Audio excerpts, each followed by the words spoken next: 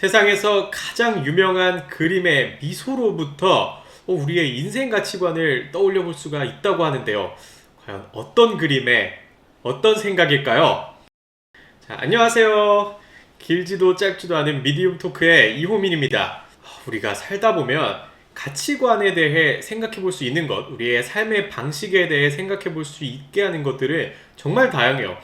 대표적으로는 책부터 누군가에겐 영화가 될 수도 있겠고, 누군가에겐 종교가 당연히 될 수도 있겠죠. 그리고 누군가에겐 그냥 친구와의 대화가 될 수도 있겠죠. 그런데 막상 이렇게 그림을 통해 내 인생을 배운다 라는 경우는 잘은 없었던 것 같아요, 저한텐. 그런데 프랑스 파리의 루브르 박물관에 있는 가장 유명한 그림, 세계에서 가장 유명한 그림인, 여러분들도 예상하셨겠지만 모나리자의 미소로부터 우리가 인생의 가치관을 한번 떠올려 볼 수가 있습니다. 그래서 오늘의 주제입니다. 저의 좌우명이기도 한 오늘의 주제는 말이죠, 바로 83%입니다. 이게 무슨 뜻이야 이게?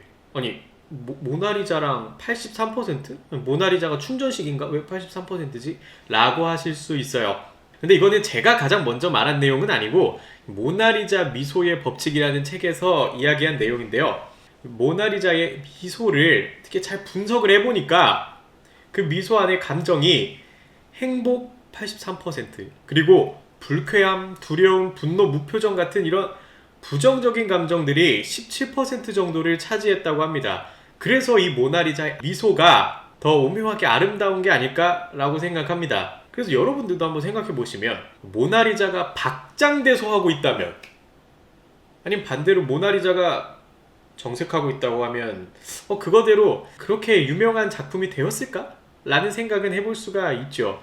이렇게 모나리자의 미소에서처럼 모나리자의 미소의 행복과 불행의 균형이 더 아름답게 만들었듯 균형이 정말 중요하다는 거죠. 그래서 우리의 삶도 별반 다르지 않다 라고 생각하고 여기다가 대입해서 생각해 볼 수가 있는 겁니다. 100%보다는 그래도 어느 정도 비워두는 게, 그리고 100%보다는 다른 것들도 조금 섞여 있는 게 오히려 더 자연스러울지도 모른다, 더 아름다운 걸지도 모른다라는 거죠.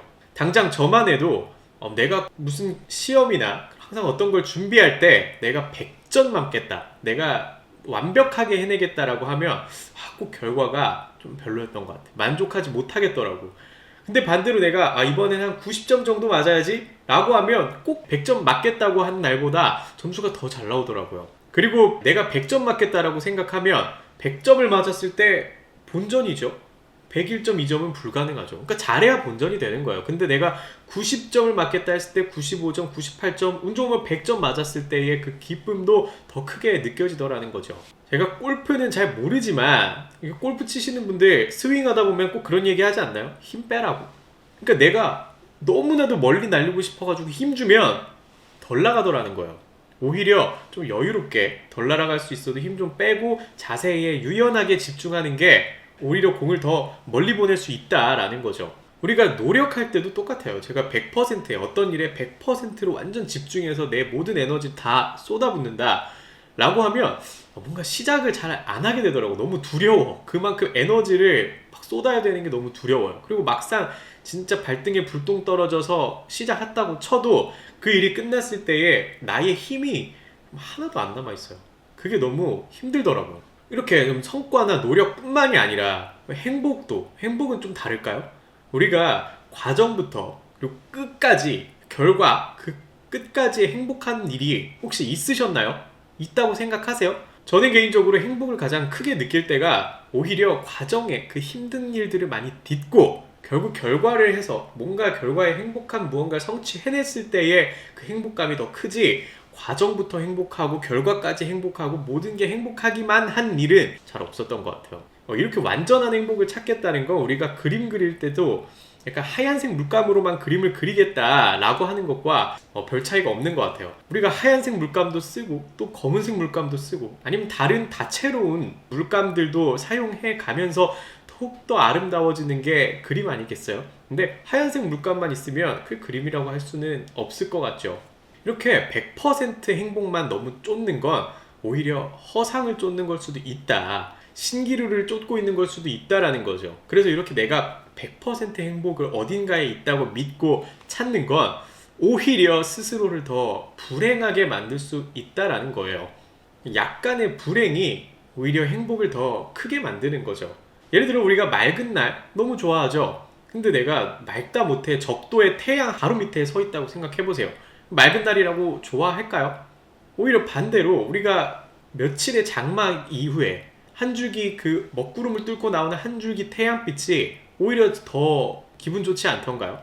그런 것처럼 오히려 나의 약간의 불행이 지금 가지고 있는 행복을 더 크게 만들 수도 있다라는 거죠. 많은 사람들이 되게 비어있다, 어떤 게 비어있다라고 하면 되게 부족하다거나 아니면 아직 모자라다거나 덜 썼다거나 이런 식으로 많이 생각해요. 근데 저는 그렇게 생각합니다. 비어있으면 그게 부족하거나 모자라거나 덜 쓴 게 아니라 그 크지 않은 그 빈 공간으로서 작품을 완성하는 거죠.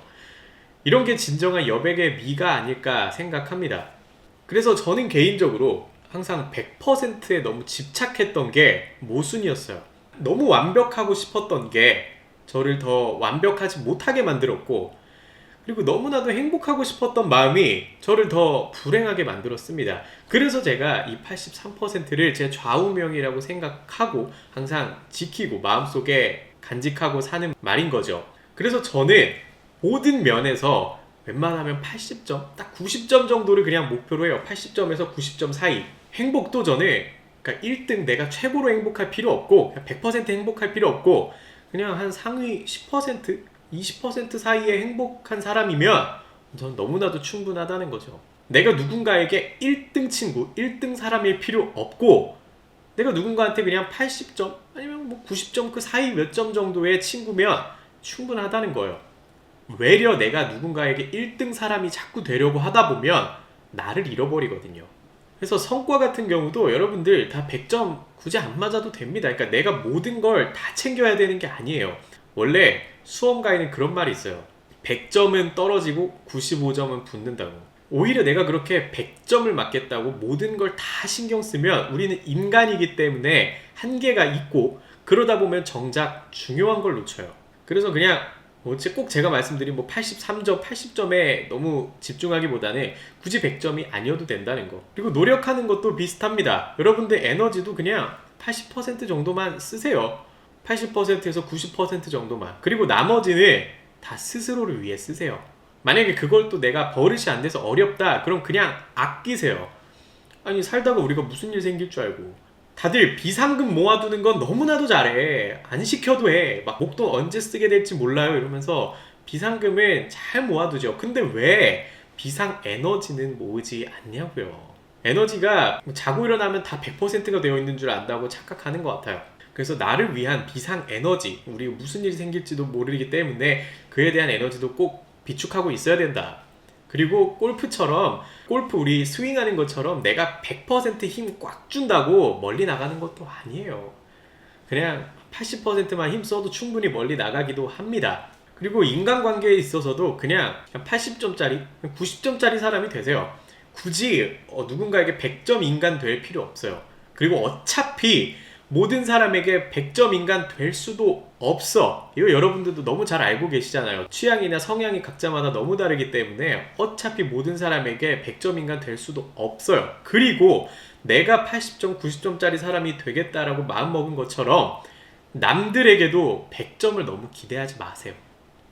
어차피 내가 준 만큼, 그리고 내가 남한테 기대한 만큼 절대 돌아오지 않아요. 그래서 그것 때문에 너무 상처받을 필요도 없는 거예요. 원래 사람이 기대한 만큼 남을 바꾸려고 해요. 그래서 연인 간의 다툼도 더 자주 일어나고 그런 게 내가 원하는 대로 어느 정도 바꾸려고 하거든. 근데 바뀌던가요? 안 바뀌지. 적어도 나를 만나기 전의 세월이 20년이 넘을 텐데 그걸 어떻게 한 사람이 원한다고 바꾸겠어요. 어차피 바뀌지 않습니다. 그래서 내가 너무 누군가에게 100점을 기대하지 말고 그거에 따라서 실망할 필요도 없어요. 행복 같은 면에서도 비슷해요. 어차피 저는 완벽한 행복은 없다고 생각합니다. 아까 말씀드렸던 것처럼 다른 물감과 함께 썼을 때야 비로소 그게 흰색 물감으로서의 역할이지, 다른 물감 없이 쓴 흰색 물감은 그냥 도화지랑 다를 바 없어요. 안 쓴 거랑 똑같아. 그래서 너무 행복 그 자체에만 내가 행복해야 돼. 완벽한 행복은 있을 거야. 100% 행복해야 돼. 라는 그 생각에 매몰되기보다는 제가 드리고 싶은 말씀은 좀 어느 정도 불행한 순간도 반드시 있음을 인정하고 이 불행함이 나의 행복을 더 크게 만들어주는 태도인 것 같아요. 그래서 행복할 만한 순간에, 행복을 느낄 만한 순간에 이를 더 각별히 여기는 태도, 불행을 인정하고 행복을 더욱 각별히 여기고 그리고 그걸 더 크게 느끼는 게 저는 오히려 더 중요한 거라고 생각합니다. 완벽한 행복을 찾는 것보다는. 그렇게 하다 보면 아마도 맑은 날만큼이나 흐린 날도 사랑할 수 있게 될 거라고 저는 생각합니다. 이렇게 모나리자의 미소를 통해 전혀 우리가 생각지도 못했던 인생의 가치관을 배워볼 수가 있었던 것 같아요.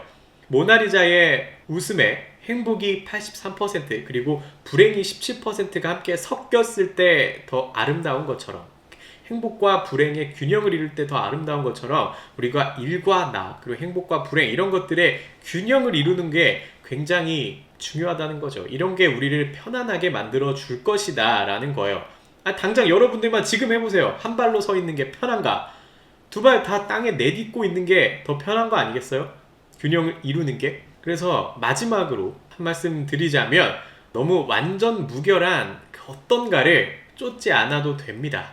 너무 무결한 그 어떠한 존재보다 어떤 완벽한 것을 찾기보다 어쩌면 균형이 있는 그 상태가 오히려 17%가량의 불순물이 있는 그 상태가 진정으로 완벽한 것일지도 몰라요.